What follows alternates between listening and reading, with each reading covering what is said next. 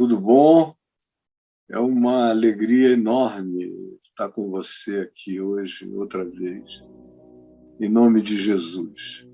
E hoje eu não quero perder tempo, porque eu não tenho tempo algum a perder. E o Braulio vai colocar aí o texto no qual eu vou falar, que é na primeira carta de Paulo a Timóteo, no capítulo 2, do verso 1 ao verso 3.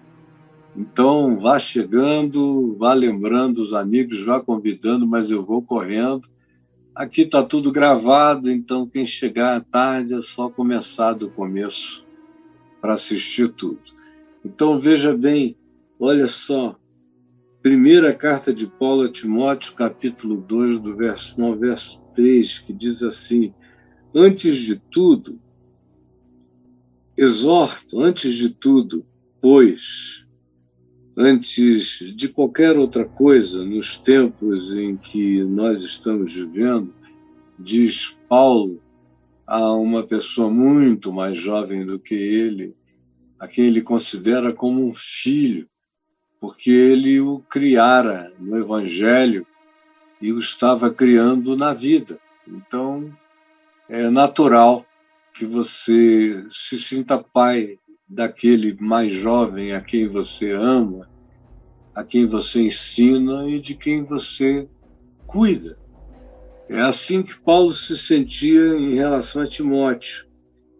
E ele diz a Timóteo: olha, antes de tudo, eu exorto que se pratique, que se use da prática de súplicas. Súplicas são, como a palavra diz, orações súplices. São manifestações do implorar, do clamar da alma. E não é à toa que a palavra suplício e súplica tem a mesma raiz, porque a súplica expressa um determinado suplício espiritual de dor. E muitas das orações que eu faço são orações de súplica, são orações de dor, especialmente quando se trata daquela coisa maior, conjuntural, ou quando se trata daquela coisa absolutamente íntima, pessoal, que tem a ver ou com o mais profundo de nós ou com quem a gente clama em volta. E essa maior e macro súplica frequentemente tem a ver com o estado das coisas no ambiente maior da vida. Em ambos os polos, quando a prece significa pedir, quando o pedido carrega essa atitude súplice, carregada frequentemente de suplício, de dor, e que suplica por favor, por misericórdia. Então Paulo diz: antes de tudo exorto que se use a prática de súplicas. Aí ele vai adiante, também a prática de orações. Orações têm a ver com o que manifesta o meu modo de pensar e de sentir alinhado com os valores do Evangelho em mim, de modo que as orações passam a ser o meu respirar, tanto quanto passam a ser o dedicar da minha mente a objetivos, ou apenas ao louvor, ao falar íntimo e pessoal com Deus sobre nossa natureza, sobre nós mesmos, sobre aquilo que tem a ver com o nosso cotidiano, Oração é cotidiano. É como Mahatma Gandhi dizia, era a tranca que se abria de manhã, com a qual se abria a porta do dia, e deveria ser a chave com a qual se fechavam as trancas da noite para o descanso. Oração é o dia da gente. Orai sem cessar é aquilo acerca do que se insta. Paulo também insta aqui a Timóteo, no orai sem cessar. É possível fazer os pensamentos e as orações irem se tornando a mesma coisa. Irem se tornando a mesma coisa. É quando a oração vira meditação, quando a meditação vira oração, e quando a oração pode ser até o esvaziamento mais profundo para o nosso simples estar em Deus e em nós mesmos, que ela atinge os níveis mais íntimos, porque é quando a gente, em entrega silenciosa, admite a oração do Espírito em nós e por nós, no silêncio das nossas cerebrações, ansiedades ou preocupações. Então, ele segue e diz: antes de tudo, eu exorto a prática de intercessões. E tem a ver com o que a palavra diz, é uma intercessão, é uma coisa que atravessa, que toca, que se comunicam, se traspassam. A intercessão é esse encontro de ângulos e perspectivas. E é um lugar de oração. É quando, sobretudo, a gente ora pelos outros. A gente pede por filhos, por netos, por parentes, por amigos. A gente intercede por figuras públicas para o bem e para o evitamento do mal. Para o bem, quando se trata de alguém que tem prazer na prática do bem, a gente intercede para que ele seja fortalecido nas práticas do bem. E quando é gente que tem poder, e tem poder também para o mal, a gente intercede pedindo ao Senhor que segure o brandir dessa espada, que quebre o portador dos punhais, que entupa os canhões e que faça silenciar todo e qualquer tropel de ameaça, com intercessão, intercessão, intercessão, na presença do Senhor. Intercessão é a maior manifestação de natureza pública, que não exclui a ação pública, não exclui a manifestação pública. Mas a maior ação é essa intercessão que provoca o encontro de poderes. Sou eu curvado diante de Deus, objetivando algo que tem a ver com o bem de muitos.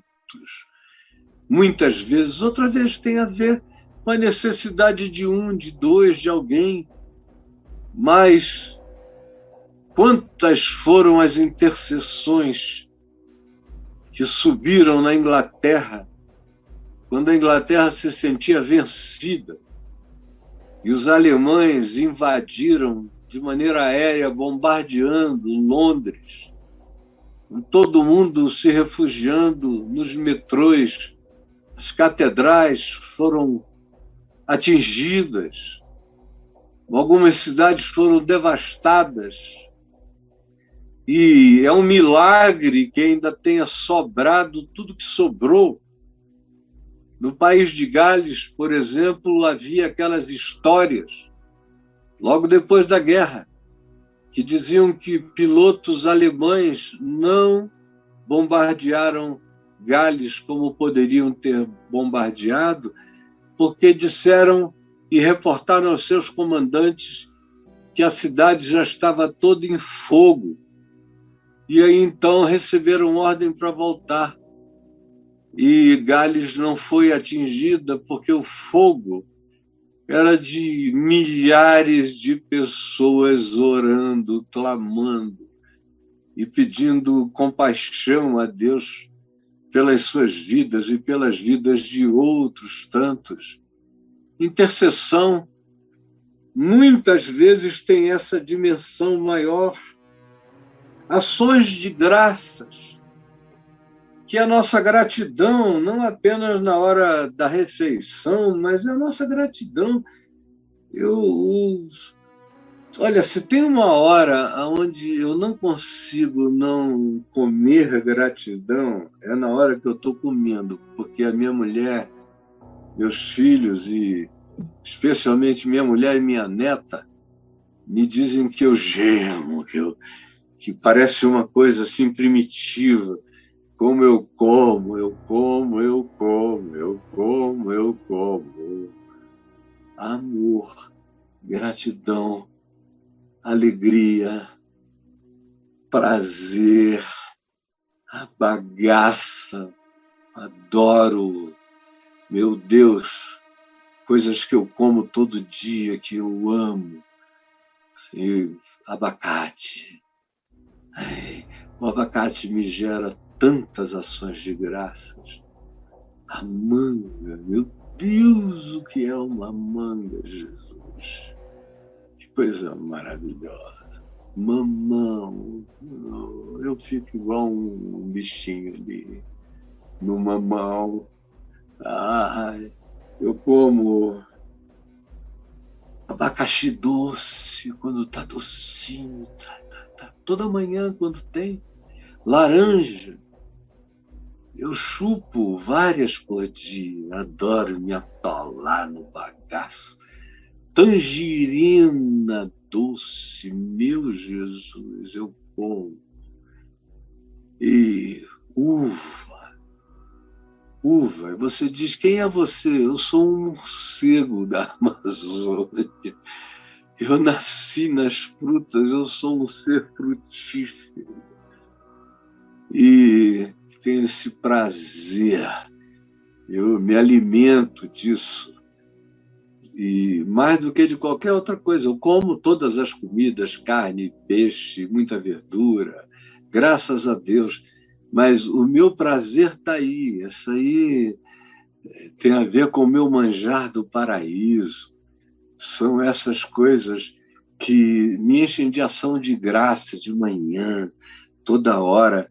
O meu paladar me enche de ação de graças. Meu olfato, a minha mulher sabe, a minha família também, que até para vir para cá falar com você que não sente cheiro de nada, eu me perfumo. Porque eu me perfumo para mim. Eu como olfativamente. Eu gosto de vozes melódicas. Eu gosto daquilo que me inspira. Eu gosto de músicas que não me machucam, que não me perturbam. Eu gosto. Me enchem de ações de graças. Eu gosto de inteligência. Eu gosto de ver sensibilidade. Eu gosto mesmo e dou ações de graças. É quando eu vejo a pessoa renunciar aos seus direitos de ataque, de justiças, de isso tudo. Renunciar e crer que melhor é a paz do que qualquer vitória que produza separação, divisão, e que a justiça que nos justifica é aquela que vem de Deus. E quando a gente entrega tudo a Deus e dá ação de graças, a gente pode ter certeza que já está vindicado, que já está tratado, que já está resolvido. A gente começa até a pedir que não seja demais qualquer coisa. A gente só quer que as lições cheguem pela consciência e não necessariamente pela desobediência por causa da dor. Ações de graças em favor de todos os homens. O que significa todos os homens? Ou seja, para quem quer ser um ente de orações, como você vê no budismo, aqueles sininhos de orações, as fitas de orações, o badalar das orações, o vento batendo e a emulação das orações ali postas, penduradas, projetadas.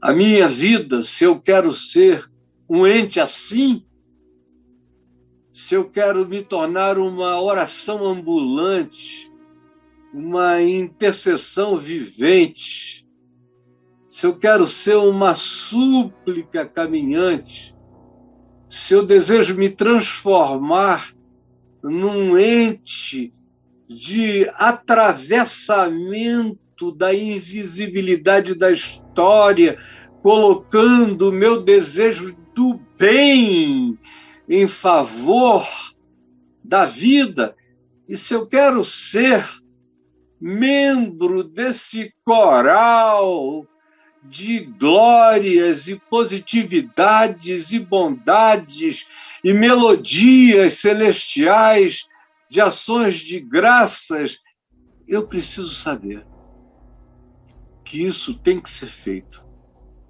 em favor de todos os homens. O interessante é você pensar quando Paulo disse isso. Ele prossegue dizendo, em favor dos reis, porque em Israel era o governo ainda dos Herodes, religiosamente falando, ainda era o governo de muitos dos que tinham julgado e mandado Jesus à cruz. Do ponto de vista da presença romana, o Império Romano estava ainda lá, isso era antes de Paulo morrer, portanto, antes do ano 70, e ele fala dos reis, e em Roma não eram nem reis. E havia muitos países onde havia reis, mas em Roma era o imperador, que está aqui incluído nessa categoria de em favor do rei e de todos os que se acham investidos de exousia, de autoridade superior. E eram pessoas, na maioria das vezes, tenebrosas. A descendência de Herodes não produziu um Herodes legal. Todos aprenderam o caminho dos seus ancestrais, o caminho da perversidade. E os procônsules romanos, os representantes do imperador e do Senado, espalhados por todo o Império Romano, também imitavam o poder maior, o imperador mais brando, mais humano, mais generoso, tendia a produzir representantes mais tranquilos. E o imperador sanguinário, belicoso, que resolvia tudo na força, na espada, na crucificação e em qualquer forma de justiçamento, com avaliações mínimas do critério de justiça para se chegar a um juízo melhor, eram essas as figuras acerca das quais Paulo estava falando, porque ele não estava vivo hoje, não era uma oração por Biden. Não tinha um Biden naquele tempo. Não tinha uma Angela Merkel naqueles dias. Não tinha nenhum Macron. Não tinha. Não havia ninguém com atitude mediana básica de bondade. Não havia ninguém. Não havia nenhum primeiro-ministro da Escandinávia. Não havia ninguém pensando no melhor. Não. Era o pessoal mais ávido por opressão, por expropriação, por tirania, por dominação, por absolutização do poder, onde o ápice era o imperador de Roma ser considerado mais do que um mito, um deus, uma divindade, e para ser adorada. E havia muitas cidades que tinham templos dedicados com sacerdotes cultuando 24 horas a figura do imperador romano. Era um deus, em muitas ocasiões ele assim foi tratado. E nos dias de Paulo, Paulo viaja aqui, especialmente entre Calígula e Nero, acontece o seu ministério, a sua pregação pelo mundo, no meio daquela sanguinolência, daquela loucura plantada em Roma. Então, quando ele escreve isso a Timóteo, ele está, creia, no mínimo incluindo esses seres tenebrosos. E para que ele os está incluindo? Na esperança polianesca de que eles ficassem bonzinhos do dia para a noite? Paulo não era ingênuo. Ele sabia muito bem como era a natureza humana. E a essa altura ele já tinha apanhado muito para se manter ainda ingênuo. Ele já tinha sido muito, muito traído por todos e de todos os modos, e em todos os lugares, e em todos os ambientes, e em todos os núcleos. Ele não é um bobo. Ele sabe o mal que procede de Roma.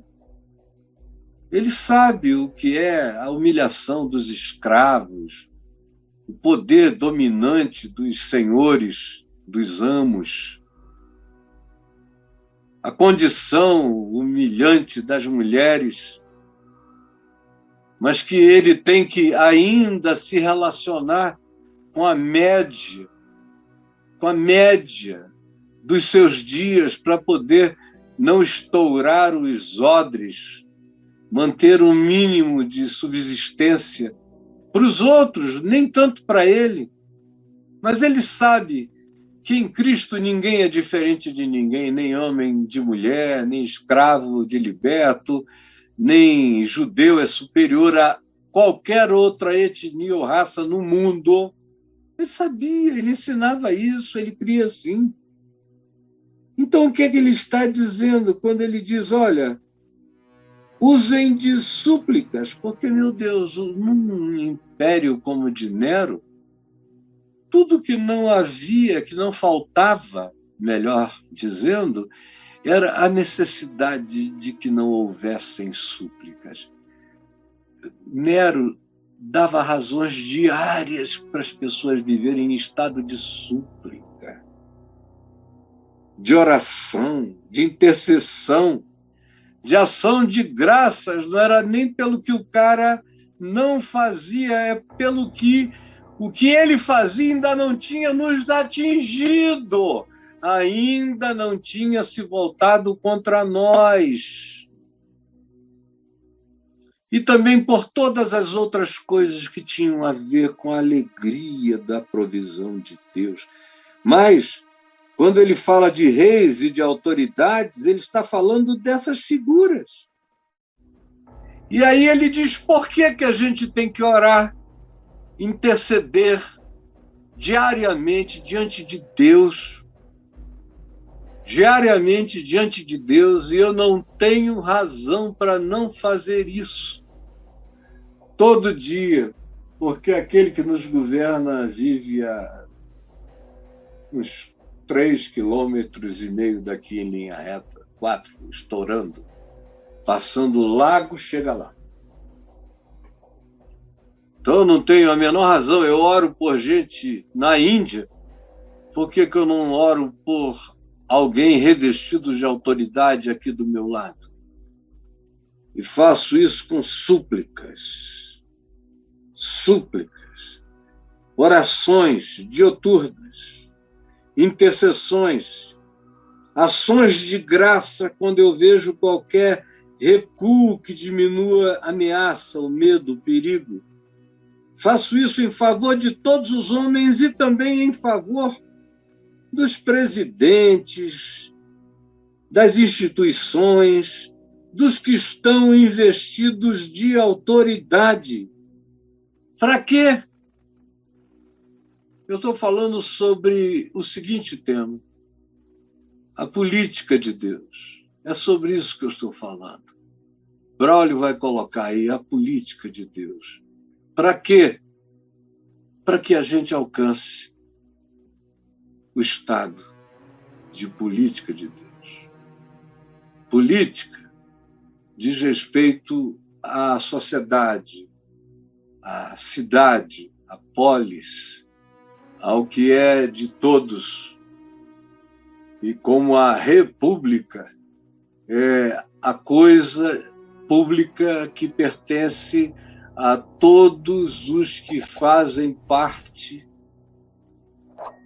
da polis, em favor de quem políticas devem ser praticadas, taxando quem tem mais e distribuindo benefícios, ajudas e favores a quem tem menos.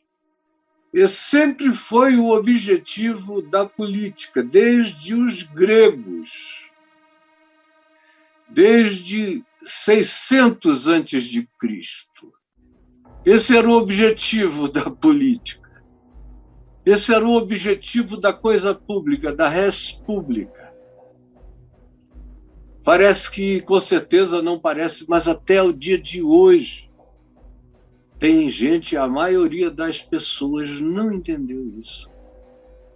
Que isso tudo existe. Não é desde que a democracia foi criada. A democracia foi um passo na direção de um governo que não é perfeito e nem é bom, às vezes é até horrível, exceto, como disse Churchill, exceto todos os outros modelos de governo. Mas antes de haver democracia como tal, e a democracia como tal é uma evolução, mas ela já foi bem praticada 600 anos antes de Cristo, entre os gregos, não no nível em que a gente pratica de uns tempos para cá, de modo direto, indo lá e votando e elegendo nós mesmos representantes e presidentes, que são aqueles que presidem durante um período. Mas Paulo reforça o espírito da política de Deus. Qual é a política de Deus? Qual é o único objetivo de qualquer política com P maiúsculo? A verdadeira política, que não é partidária, que não é ideológica, que não é baseada na troca, na barganha, no toma lá da cá. A verdadeira política não é essa coisa feia, nojenta, que a gente vê aí. A verdadeira política é feita com P maiúsculo. E ela tem a ver com a distribuição do bem de maneira equânime, de maneira fraterna, de maneira justa, de modo que quem produza mais, colha mais, e quem produza menos, não tenha de menos. É simples assim. E aí o que se estabelece? Quando é assim, quando é segundo a política de Deus, quando os reis, autoridades, sejam eles quais forem, não são a autoridade de Apocalipse 13, descrita como a besta que emerge do mar. Não é 666. Não. 666 é a superlativização, é a divinização da condição humana, é o homem como medida dele próprio de todas as coisas, quando ele é a última referência, um tirano como um romano, como em geral os imperadores eram. Então, a oração, o objetivo disso tudo é que se atinja a política de Deus, que para ser de Deus, como eu disse, o que produz mais deve ter mais, e o que produz menos não deve ter de menos. Essa é a política de Deus, segundo a capacidade de cada um. Ele não só acumula, mas segundo a capacidade de cada um, ele também ajuda a quem não tem a mesma capacidade, a quem não teve a mesma chance nem a mesma oportunidade. Essa é a política de Deus. E ela não tem nada a ver com Max Weber, não tem nada a ver com Karl Marx, ela não tem nada a ver com os que posteriormente elaboraram sistemas ideológicos, quase todos baseados na mesma coisa. Não, a política de Deus diz assim: para que vivamos vida tranquila e mansa, com toda piedade e respeito. Para que vivamos vida tranquila e mansa, com toda piedade e respeito. Essa é a política de Deus, tem que produzir. Não é vida tranquila e mansa para uma classe, para uma categoria. É para polis. Política é para polis, é para a cidade. É para toda a sociedade, é para todos os indivíduos. Não é para pirâmide, é para a polis. A polis pressupõe um horizonte, pressupõe uma linha reta, onde existem pequenas... Não é um flat, um desertaço, mas ela não é nem um píncaro, nem é um planalto, nem é um vale. Ela é uma planície com elevações aqui e ali que não são muitas, que não viram Everestes financeiros, não. É só assim que os homens podem viver vida mansa e tranquila, com toda piedade e respeito. Sem isso, gente, é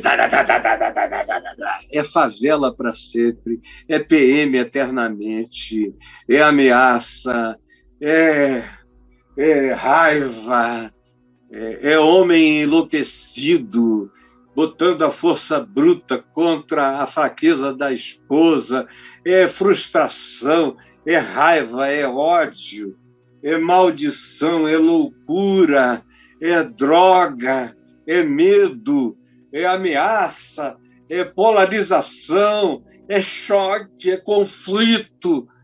Se não for assim, se não for uma planície com essas suavidades, que contemplem o fato de que uns produzem mais, devem ter um pouco mais, ou devem ter mais, mas não demais, e outros produzem menos, mas não devem ter de menos. Do contrário, a vida é inviável. Nós ficamos fechados defendendo dinheiro e atirando, e pior,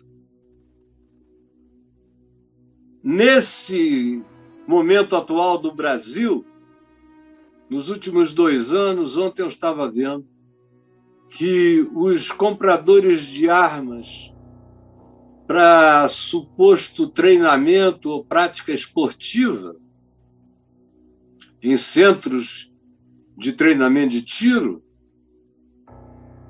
chegaram a um número superior aos das polícias. E naquelas categorias de armas, às vezes até em relação a batalhões do Exército. É uma coisa louca.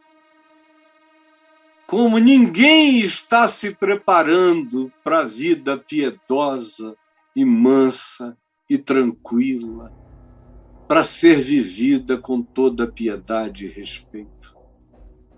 São pastores comprando armas, são líderes de igreja armados, são pessoas, são líderes espirituais andando com seguranças e armados.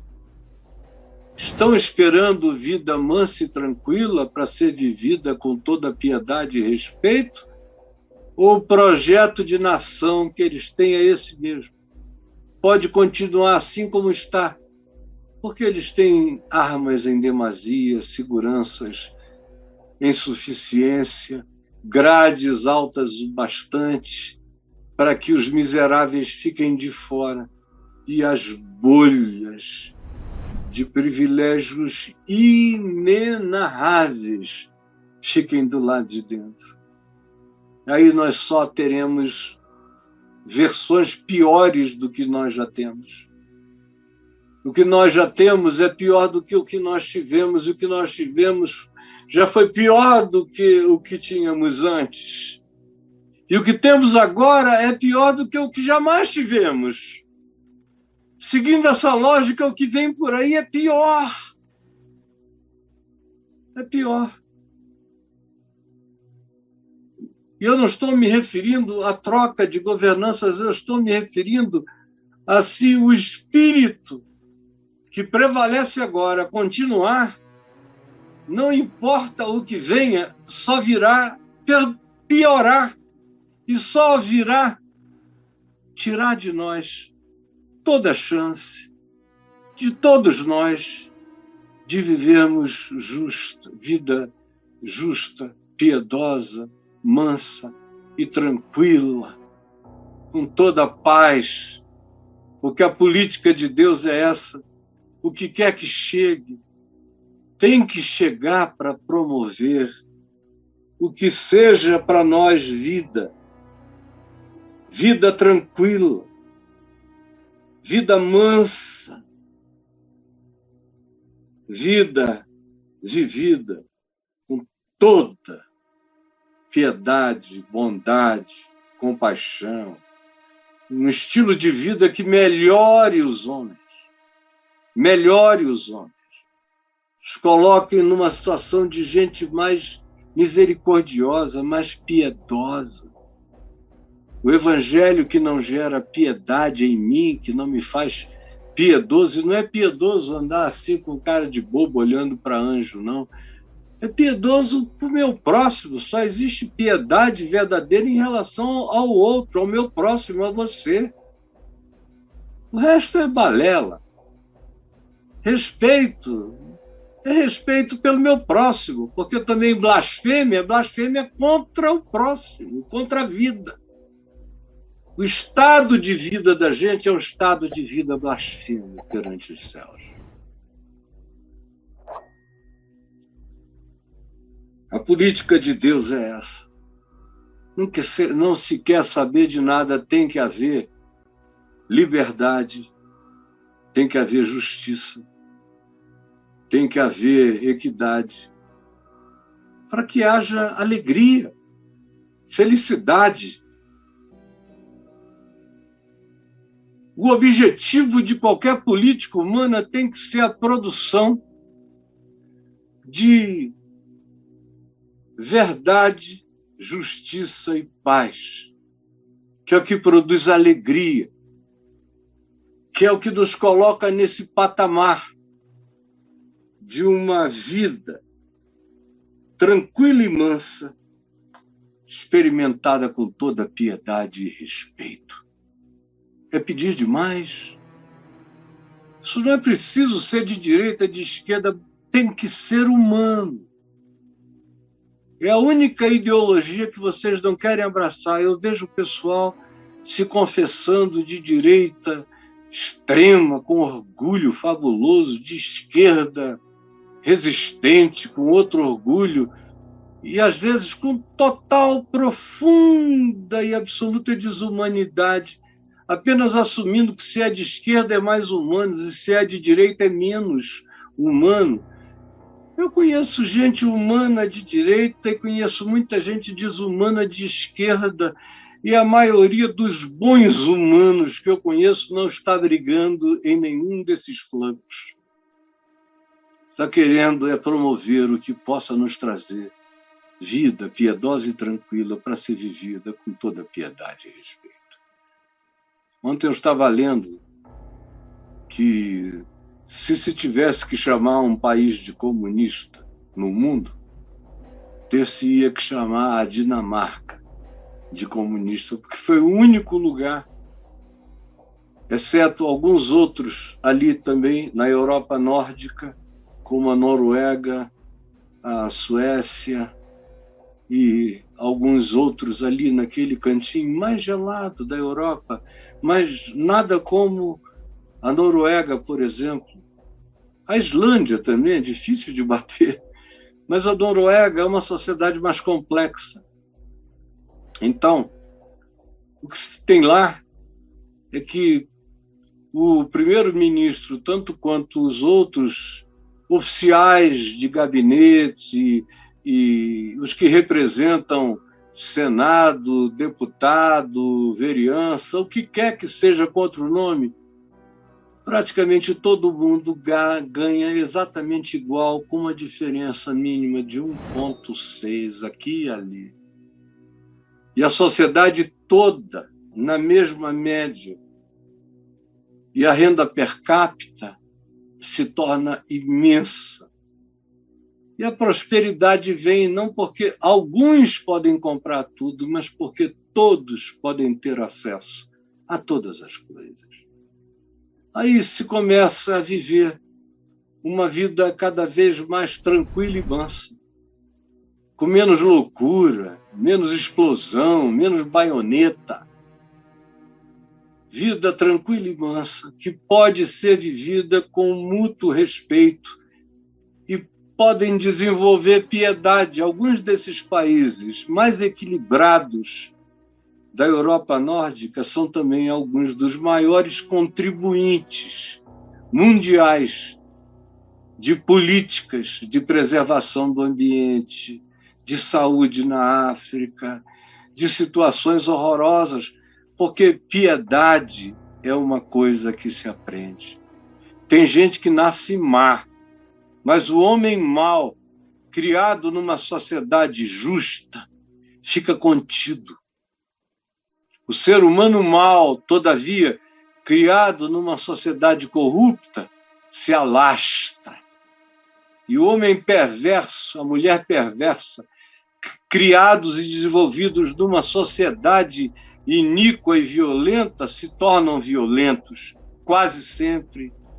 É possível ser criado no meio do ódio e da injustiça e não ficar assim? É claro que é. Uma minoria escapa como um espermatozoide, entra no útero, milhões de outros não escapam. Ou aumente o número, ainda assim será sempre ínfimo o número dos que conseguem sair desses claustros de morte.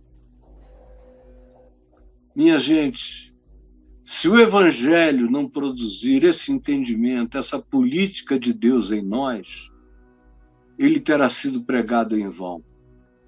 E ele nunca terá sido crido por nenhum de nós. Acreditem, vocês vão ouvir falar disso, se não na terra, na presença do juiz da glória. Jesus, aplica a tua palavra ao entendimento de cada um. É o que eu te imploro, é o que eu te suplico, em teu nome. Amém e amém.